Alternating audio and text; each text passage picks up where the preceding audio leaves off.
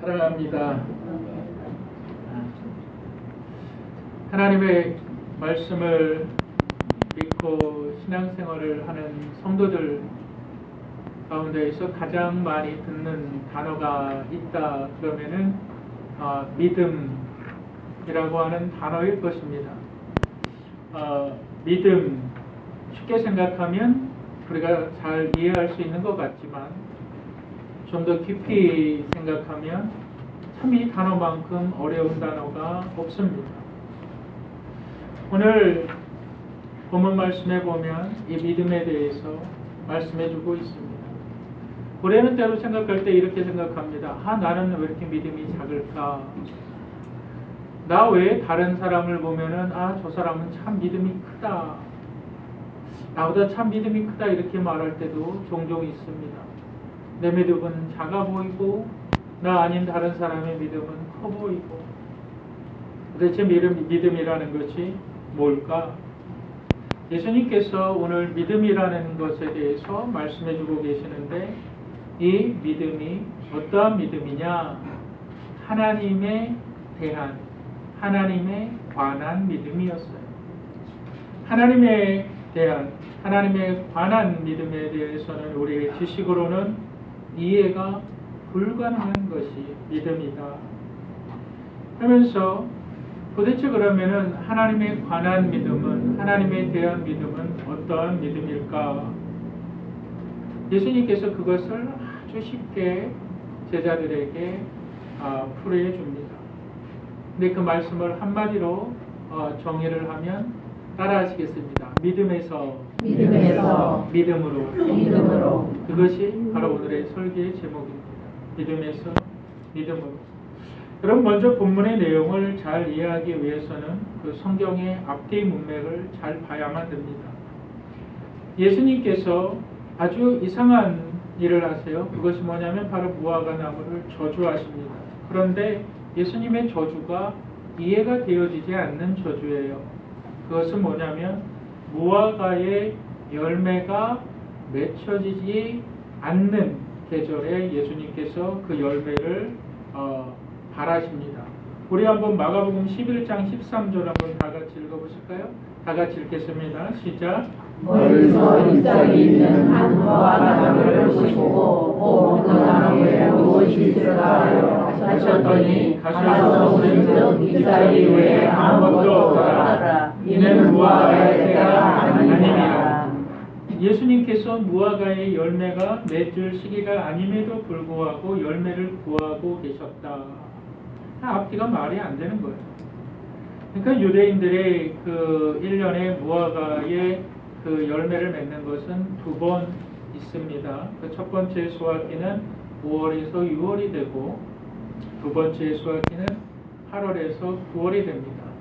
예수님께서 예루살렘에 입성하신 것이 3월 말에서 4월 초입니다. 왜 그러냐면 6월절 행사가 4월 초에 있기 때문에 그렇습니다.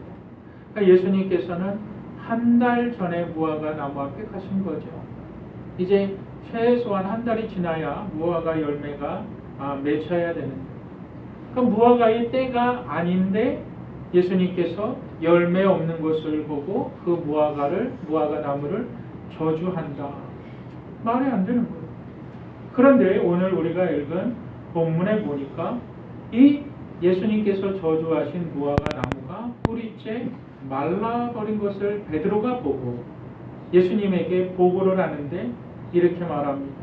예수님께서 저주하신 그 무화과 나무가 뿌리째 말라버렸습니다. 그러니까 예수님께서 베드로에게, 제자들에게 하시는 말씀이 하나님을 믿으라. 하나님을 믿으라. 도대체 하나님을 믿으라. 이 말과 무화과 나무가 뿌리째 마른 것과 예수님이 저주하신 것과 무슨 상관이 있느냐. 그리고 본문의 11장에 보면 이 샌드위치 기법이라고 해가지고 무화과 나무의 사건이 앞에 있고 뒤에 있고 그 중간에는 제가 지난주에 말씀드린 그 성전을 깨끗게 하신 사건이 있는 거예요. 그러니까 성전을 깨끗게 하신 것과 무화과 나무를 저주하신 것과 무화과 나무가 말라 비틀어진 것과 다 이어져 있다라는 거죠. 여러분, 하나님을 믿으라. 도대체 어떠한 하나님을 믿으라는 것이냐? 도대체 하나님을 믿는다는 것이 무엇이냐? 우리가 첫 번째 기억해야만 하는 것은 따라하시겠습니다. 하나님의 능력을 믿으라. 우리 한번 본문 22절 한번 다 같이 읽겠습니다. 본문 22절 읽겠습니다. 시작.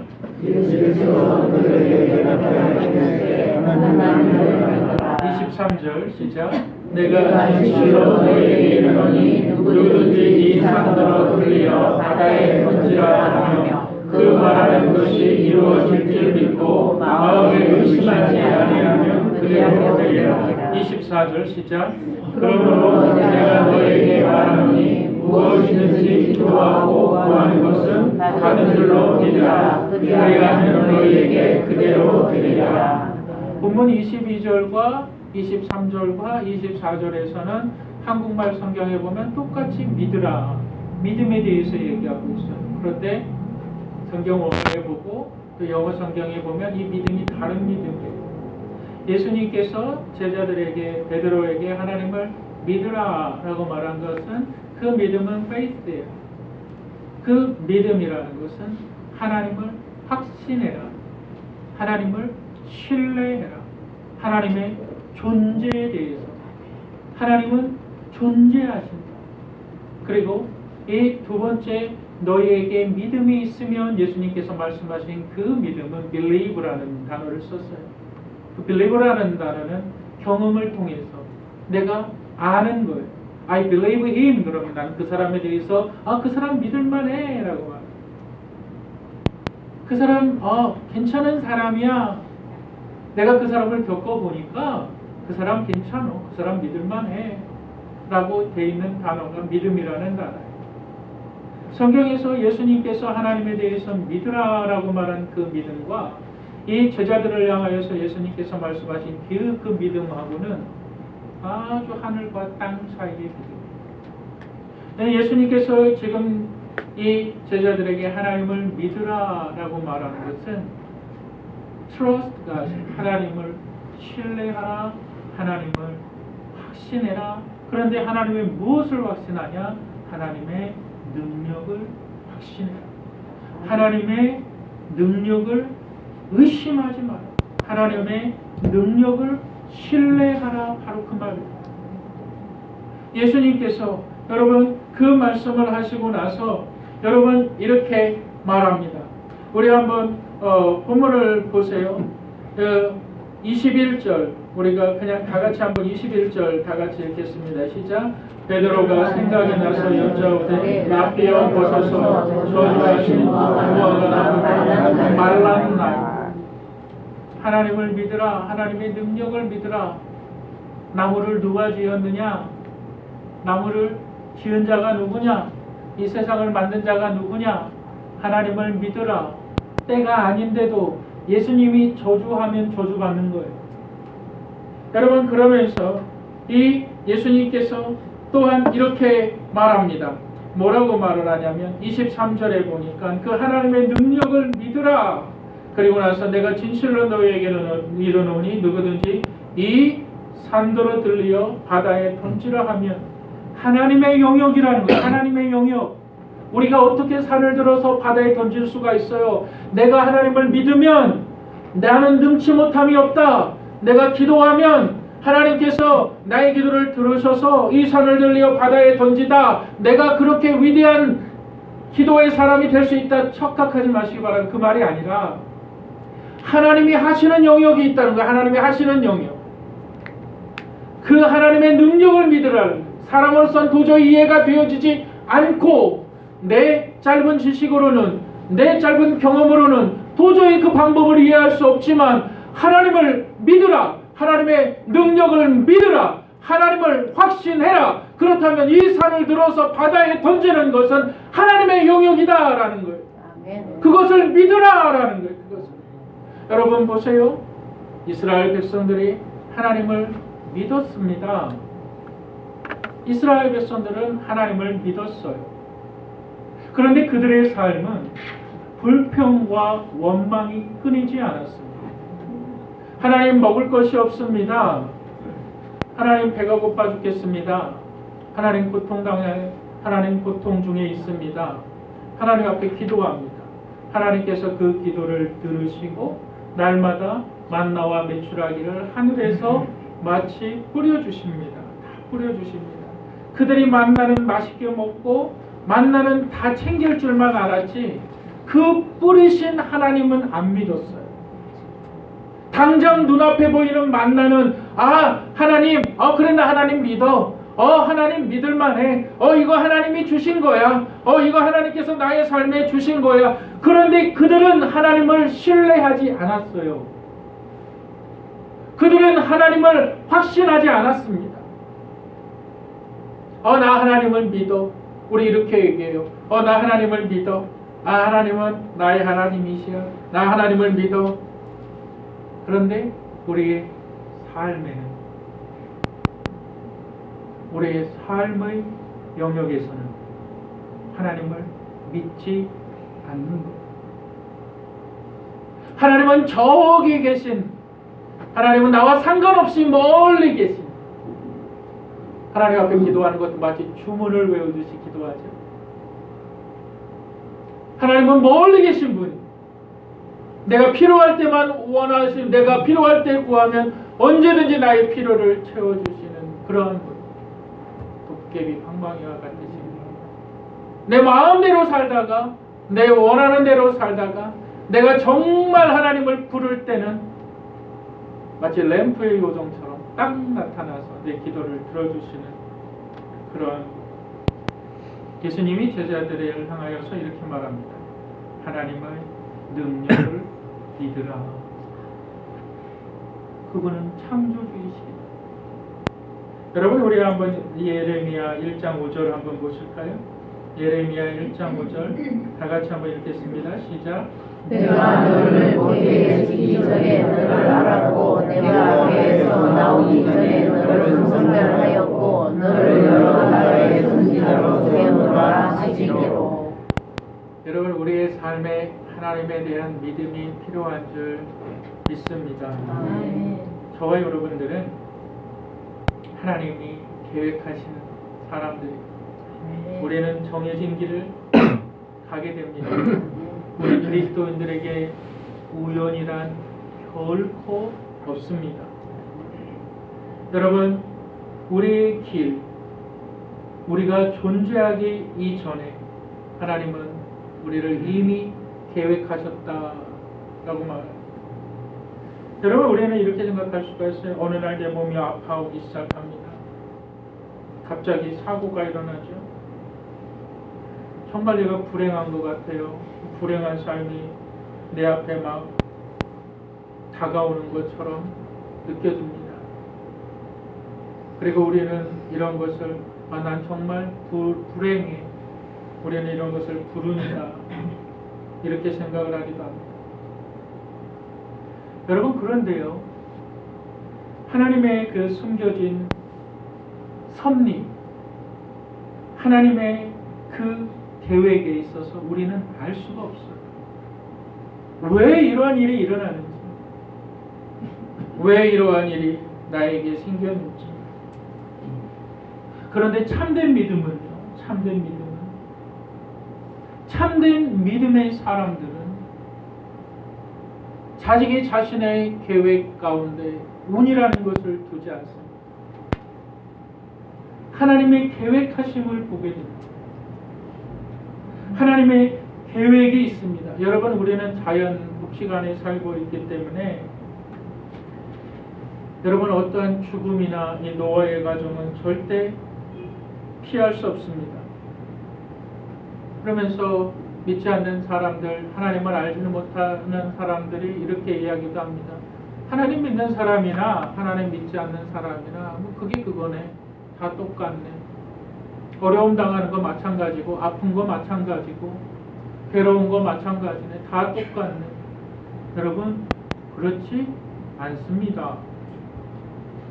우리는 하나님께서 계획하신 그 길을 가게 됩니다. 하나님의 보호하신 가운데 있게 됩니다. 하나님께서 계획하신 그 계획을 벗어나서 저와 여러분들은 단 0.1초라도 먼저 죽을 수도 없습니다. 정확히 하나님의 시간 안에, 여러분 갈라디아서를 읽어보셨나요? 하나님께서 그 아들 예수 그리스도를 이 땅에 보내실 때 갈라디아서가 이렇게 말합니다. 때가 참에 하나님께서 그 아들을 세상 가운데 보내셨다.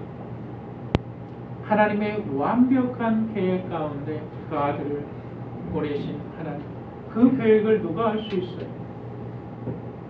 하나님, 왜 내가 지금 이렇게 힘이 들고, 왜 이렇게 내가 어렵고, 하나님 나에게 왜 이렇게 답답한 일들이 많이 생깁니까? 하나님을 믿으시기를 주님의 이름으로 축복합니다. 하나님을 믿으시기를 주님의 이름으로 축복합니다. 하나님의 자녀는 망하지 않아요. 어려움을 당할 수 있잖아요. 여러분 사드락과 메삭과 아벳느고와 다니엘을 아십니까?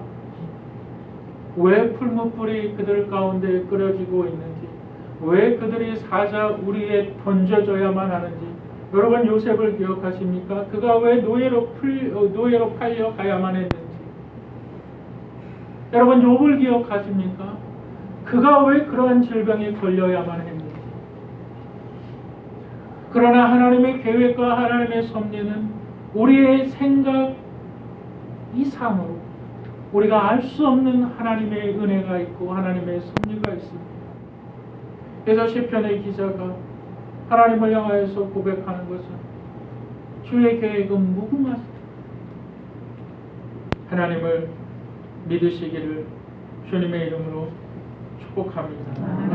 그 아들을 하나님께서 우리 가운데 보내신 그 계획, 그걸 어떻게 우리가 알 수가 있어요?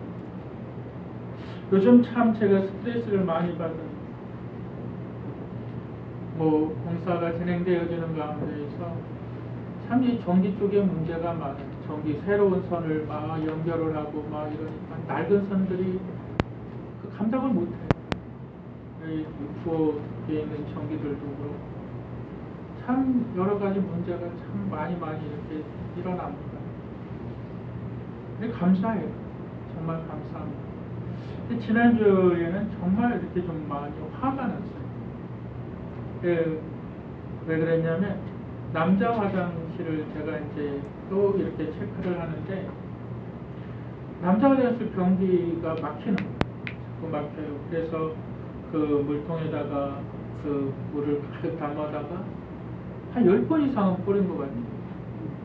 그리고 안 뚫어져가지고 그 화학약품도 넣고 막 이제 그 기구를 사다가 이제 막 뚫었어요. 그런데 또 막혀져 있는 거예요. 저녁에 또 뚫었어요. 또 뚫었어요. 그리고 제가 그 변기, 남자 화장실 변기 있는 데다가 이게 좀 글씨에다 써서 붙였어요. 변기에다가 이물질을 넣지 마세요. 변기가 막힙니다. 아침에 나오자마자 이제 인부들, 공사하시는 분들 막 이제 일하시는데 또 화장실을 가봤어요. 아침 10시에 가보니까 또 막혀요. 막 화가 나고 막 그런 거예요. 어떡합니까? 또 뚫었죠. 그런데 금요일인가요? 이제 그리고 나서 이제 퇴근하려고 딱 나오는데 아주 이번에는 화가 났어요. 제가 3번의 그 변기를 뚫고 거기에다가 화장실 사용하지 마세요. 변기 고장입니다. 이렇게 딱 써놨어요. 그러면 이제 여자 화장실을 쓰든가 그렇게 하겠지. 그 남자 화장실을 열어보니까 막혀진 데에다가 누가 또 일을 받았어요. 정말 막 이렇게 막 속이 메스껍고 그것도 어떡합니까? 물을 가져다가 아주 몇 번을 붓는데 이번에는 아구까지 물을 가득 채웠어요. 그리고 나서 그냥 물을 확 붓는데 그 오물이 막 넘치면서 제 옷에도 튀고 막 바지에도 튀고 막 그랬어요. 여러분, 예수 그리스도께서 이 땅에 오신 이유는 인간들의 모든 오물을 예수 그리스도께서 뒤집어 쓰시고, 예수 그리스도께서, 죄가 없으신 예수 그리스도께서 인간들의 모든 오물을 뒤집어 쓰시고 그가 죽으시고 하나님의 능력이 그를 살리신 줄 믿으시길 바랍니다. 여러분, 이 믿음이 있습니까? 여러분, 이 믿음이 있습니까? 하나님을 믿으십니까? 그렇다면 여러분들은 어떠한 삶을 살아가고 있습니까? 하나님을 믿는 분들이 되시기를 주님의 이름으로 축복합니다. 아멘. 두 번째 우리가 기억해야만 하는 것이 있는데, 따라하시겠습니다. 믿음이 우리의 삶을 통해서 경험되어야 한다. 다시 한번 따라하실까요? 믿음이 우리의 삶을 통해서 경험되어야 한다. 24절 우리 한번 다 같이 읽어보실까요? 24절 다 같이 읽겠습니다. 시작. 그러므로 내가 너에게 말하니 무엇이든지 너와 원하는 것은 받을 줄로 믿으라. 그리하면 너에게 그대로 되리라. 25절 시작. 서서 기도할 때에 아무에게나 형제가 있거든 용서하라. 그리하여 하늘에 계신 너희 아버지께서도 너희 허물을 사하여 주시리라 하시니라. 자, 믿음에 대해서 예수님 말씀하시더니 갑자기 기도회로 그 주제가 전환이 됩니다. 그래서 예수님께서 어떠한 주제를 바꿨나, 그런데 성경을 계속적으로 주의 깊게 관찰해 보면 주제를 바꾼 것이 아니라 믿음에 있어서 반드시 수반되어져야만 하는 것이 있는데, 그것이 바로 기도다. 본문 25절에 보면 너희가 서서 기도한다. 우리가 서서 기도한다. 유대인들의 기도 습관이 두 가지가 있는데, 하나는 이제 뭐 서서 기도하는 것도 있고 뭐 엎드려서 기도하는 것도 있는데, 본문에서 서서 기도한다라고 말하는 것은 너희 아무 때든지 기도한다. 언제든지 너희가 기도할 때에. 그런데 본문에서 혐의라고 얘기하는 것은 뭐냐면 나와 반대하는 자를 말하는 거예요. 나와 반대하는 자. 다시 얘기하면 나와 사이가 좋지 않은 자. 나를 싫어하는 자. 내가 싫어하는 자. 그러니까 내가 싫어하는 자를 용서해라. 그것이 믿음과 무슨 상관이 있을까요? 저는 이 본문이 풀어지지 않아서 뭐 책도 많이 보고 이 본문의 내용이 풀어지지가 않는 거예요. 하나님 앞에 기도하고 하나님 본문의 내용이 뭡니까? 본문에서 혐의가 있는 자에게 용서하라. 이 용서와 지금 기도가 또한 믿음과 무슨 연관이 있냐는 거예요.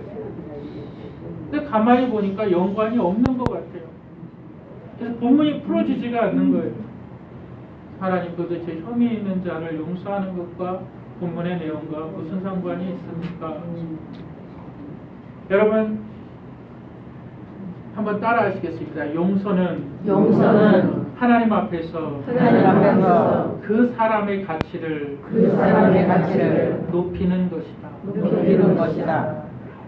본문에서 예수님께서 너희가 기도할 때에 먼저 사람들을 용서해라. 그래야 하나님께서 너희 기도를 들으신다.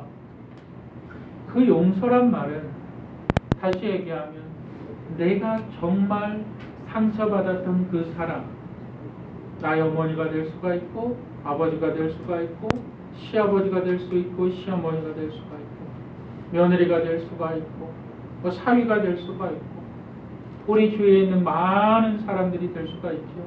사람은 상처를 주면서 또한 상처를 받으면서 살아가죠. 근데 우리 기도의 응답에 있어서 가장 중요한 것은 그 사람을 용서하라는 거예요.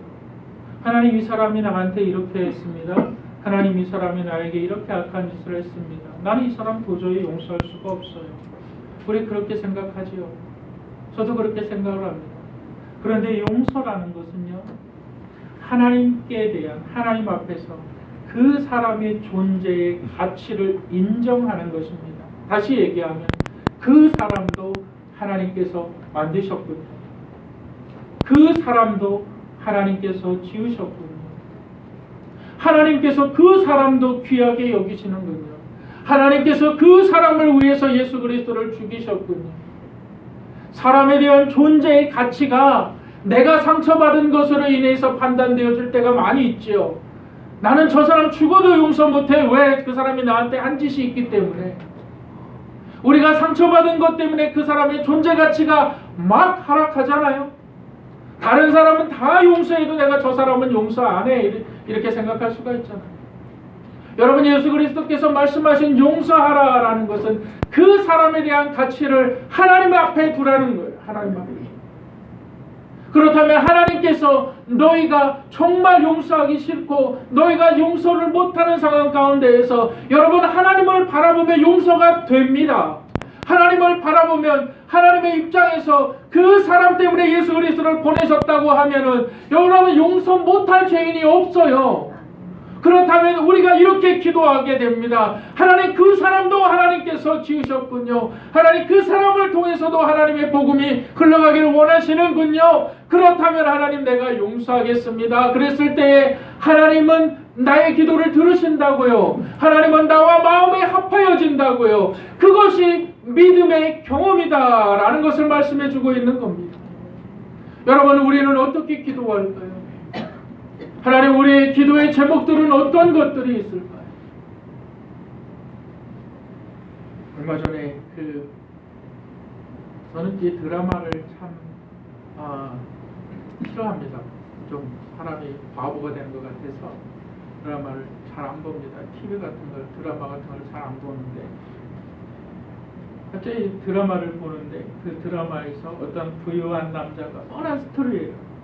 부유한 남자가 가난한 여자를 만나서 서로 사랑에 빠져서 막 결혼하려고 막 하니까 부유한 남자의 어머니가 가난한 여자에게 찾아와서 돈봉투를 탁 던지면서 뭐라고 얘기합니까?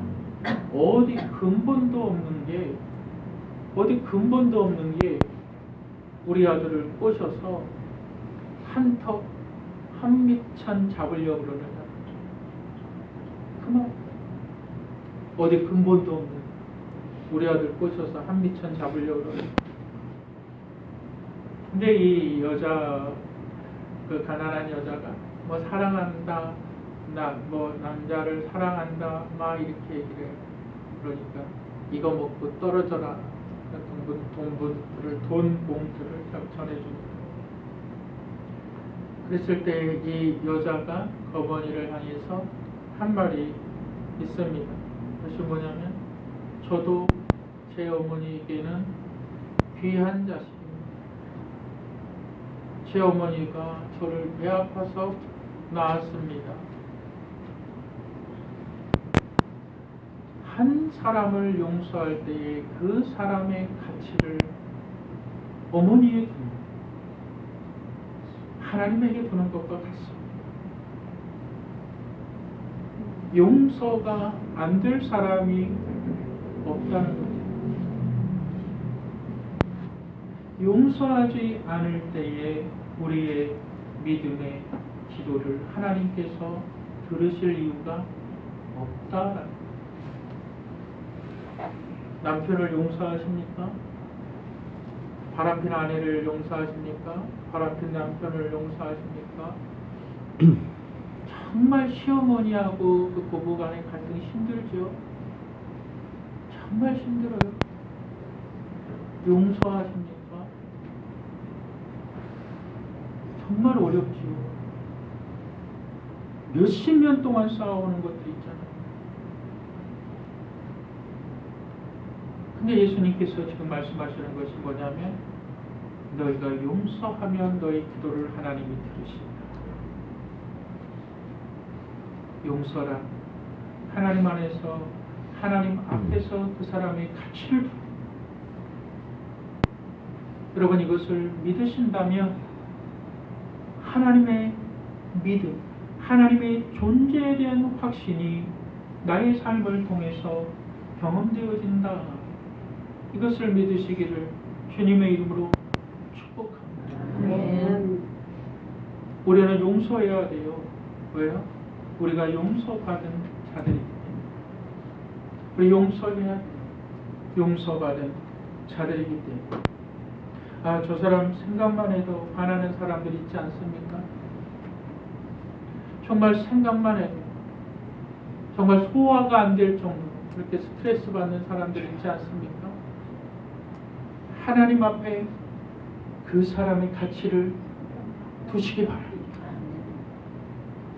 하나님의 은혜를 경험하셔서 매일매일의 삶 하나님께서 축복하시는 삶, 하나님께서 이끄시는 삶, 하나님께서 나를 붙드시는 하나님의 은혜가 날마다 차고 넘치는 삶, 날마다 하나님 앞에 기쁨을 드리는 삶, 날마다 하나님 앞에 감사하는 삶, 이 짧은 세상 정말 기쁨으로 감사함으로 하나님 앞에 죽어라 감사하며 예배드리다가 하나님 앞에 서는 분들이 되시기를 주님의 이름으로 축복합니다. 아멘.